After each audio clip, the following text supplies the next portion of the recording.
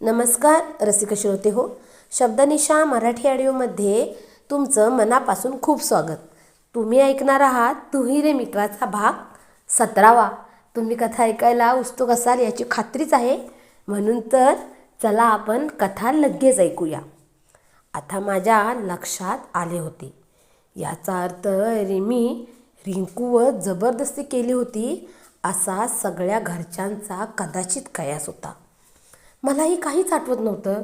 याचा अर्थ मी जो अननचा ज्यूस प्यायलो होतो त्यात काहीतरी नक्कीच मिसळले होते. परंतु काय? त्यामुळेच कदाचित माझा स्वतःवरचा ताबा राहू शकला नाही. परंतु मला एवढं ठाऊक होतं, मी कितीही नशीब असलो तरीही कोणत्याही मुलीवर जबरदस्ती करणे कदाचित शक्य नाही, कदापि शक्य नाही. मलाही बहिणी आहेत. पोलिसांनी माझ्या हातात बेड्या घातल्या. बाबा तर माझ्याकडे पाहून नुसते आग ओकत होते. सगळ्यांना मीच दोषी वाटत होतो. परंतु ज्या आईने मला हात धरून चालायला शिकवले, बोबडे बोल बोलायला शिकवले, माझे सर्व लाड पुरवून मला लहानाचे मोठे केले, तिलाही मी दोषीच वाटत होतो. तिला माझ्या नजरेत माझा प्रामाणिकपणा दिसून येत नव्हता. सगळ्यांनी मी एक गुन्हेगार आहे, मी एक रेपिस्ट आहे, बलात्कारिक आहे हेच ठरवले होते. त्या गुन्ह्यापेक्षा सगळ्यांच्या नजरा माझ्यावर भिडल्या होत्या. त्या मला जास्त दोषी देत होत्या.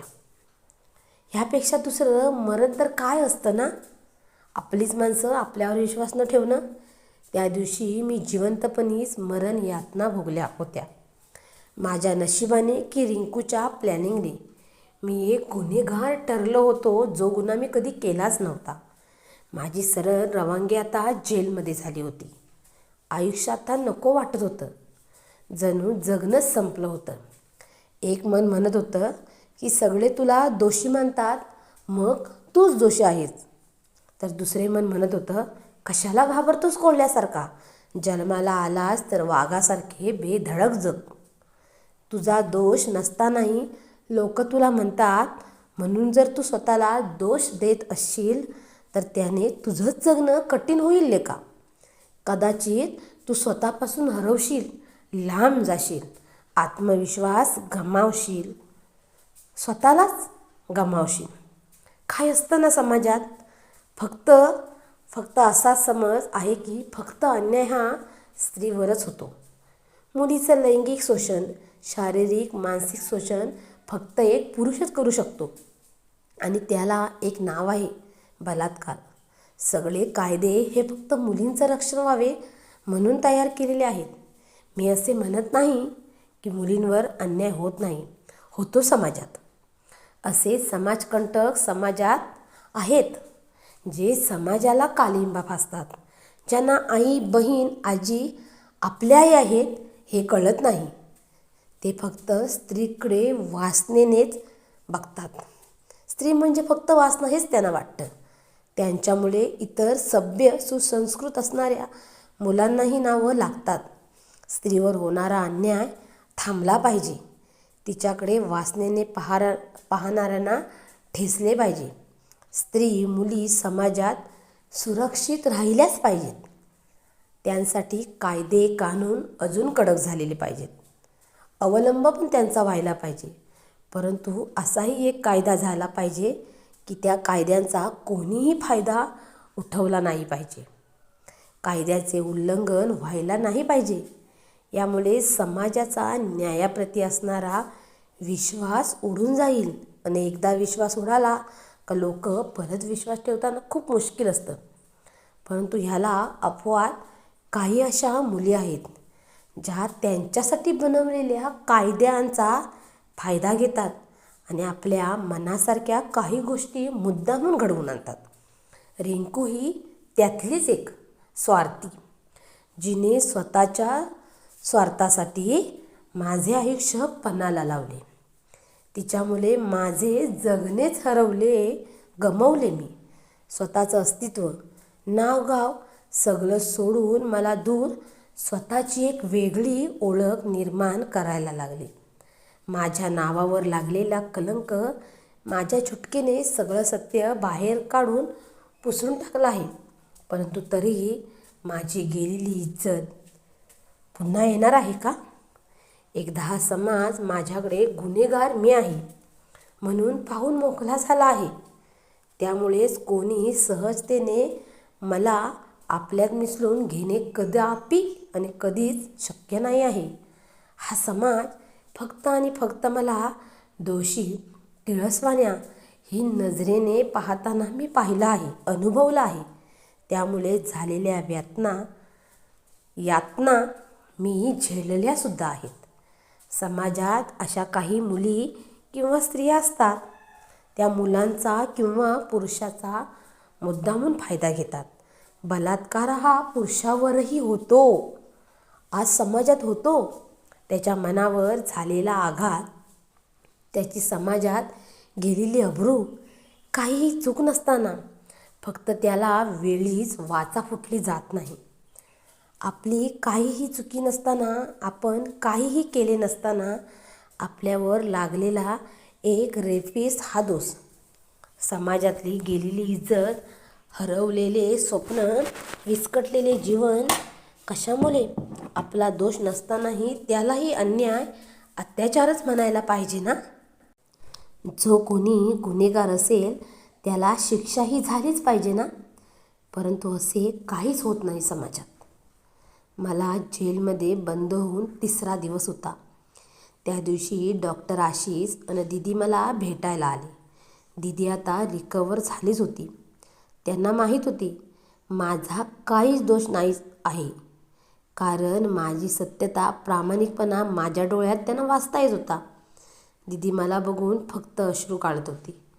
डॉक्टर आशिष मला म्हणाले, आम्ही तुला जामीन मिळावा म्हणून खूप शर्तीचे प्रयत्न केले, परंतु जामीन अर्ज फेटाळला गेला. सगळे पुरावे तुझ्या विरुद्ध आहेत. रामू काकांची जबानी यांच्यामुळे तू बाहेर पडणं खूप मुश्किल झालं आहे. जमल्यास स्वतःची काळजी घे. तू काहीही केलं नाही आहेस, एक लक्षात ठेव. कर नाही त्याला डर कशाला? तुझा आत्मविश्वास अजिबात ढळू देऊ नकोस. स्वतःवर विश्वास ठेव. तुझा प्रामाणिकपणापुढे एक दिवस ही न्यायदेवता नक्कीच दुजोरा देईल. तुझ्या प्रामाणिकपणाला न्याय नक्कीच मिळेल. डॉक्टर आशिष योग्य बोलत होते. माझा दोष नसताना मी का स्वतःला दोषी मानू? मला त्यांचं म्हणणं अगदी मनापासून पटलं होतं. आता परिस्थिती पुढे झुकायचे नाही असे मी ठरवले होते. परंतु तरीही नियतीच्या, नशिबाच्या आणि माझ्या बाबांच्या मनात काहीतरी वेगळं नक्कीच शिजत होतं. आता कोर्टात केस उभी राहिली होती. मी आरोपीच्या कटड्यात होतो. आई, बाबा यांनी एक उत्तम वकील केला होता, परंतु मला त्यांच्यात अगदी काहीच रस नव्हता. न्यायाधीशांनी रिंकूचं म्हणणं ऐकून घेतलं होतं. ती पार तुटल्यागत वागत होती. त्यानंतर माझं म्हणणं ऐकत होते. मला जेवढं मी ज्यूस प्यायच्या आधी आठवत होतं तेवढंच मी सांगितलं. मला कोणीतरी रिंकूच्या रूममध्ये नेलं, पण कोणी नेलं हे मला मात्र आठवत नसल्यामुळे विरुद्ध वकिलाने ती माझी पडती बाजू मांडली होती. त्यानंतर रामू काकांनी साक्ष नोंदवण्यात आली होती. रामू काका साक्ष देताना माझ्याकडे बिलकुल पाहत नव्हते, माझ्यासमोर मान झुकवून होते. मला माहिती होते ते पैशाच्या लालचापुढे झुकले होते.